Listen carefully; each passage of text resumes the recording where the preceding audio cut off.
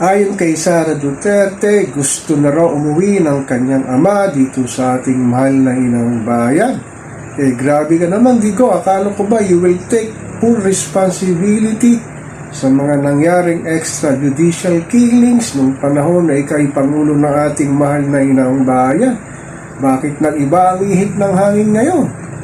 Ngunit sinabi naman ni Sara na pag umuwi daw ang kanyang ama dito sa ating bayan ay baka mangyari sa kanya ang pagpatay kay Ninoy Aquino na nangyari nung mga nakaraang ilang dekada na ang nakakaraan. Ito naman si Sara Duterte, hindi na may pang nananahimik na si Ninoy Aquino na maari daw mangyari sa kanyang ama. Sinabi na nga ng mga ilang accredited na lawyer sa ICC na hindi nga makakawiyang yung ama dahil sa kanyang pagkaditine sa Netherlands, sa ICC, sasala ng crime against humanity. Bakit itong pinalulutang mo ngayon? Ngunit sinabi naman ng mga ilang kalaban nila sa politika na hindi maaring mangyari ang nangyari kay Ninoy Aquino sa kanyang ama dahil magkalayo daw at magkaiba ang nangyari dito.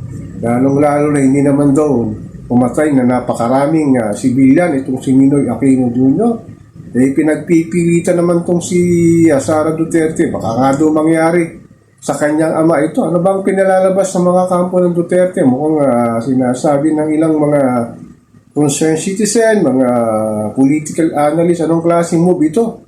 Para lang makuha daw si Patcha, lalo ng mga DDS na hanggang ngayon ay gusto pa rin nilang makabalik dito sa ating mahal na inang bayan ng dating Pangulo.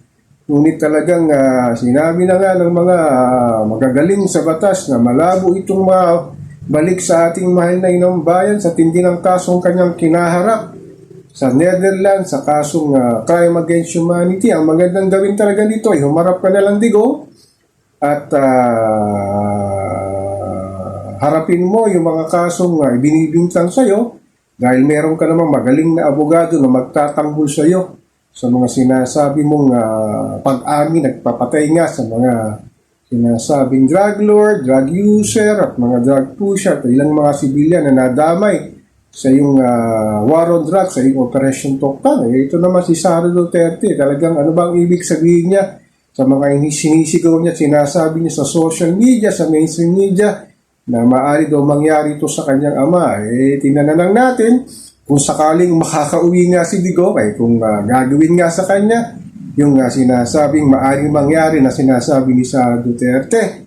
So ako po si Papa Ken, patuloy po akong magmimirror, magmamatyag dito sa pang-araw-araw nating buhay at kaganapan dito sa ating mahal na inang bayan.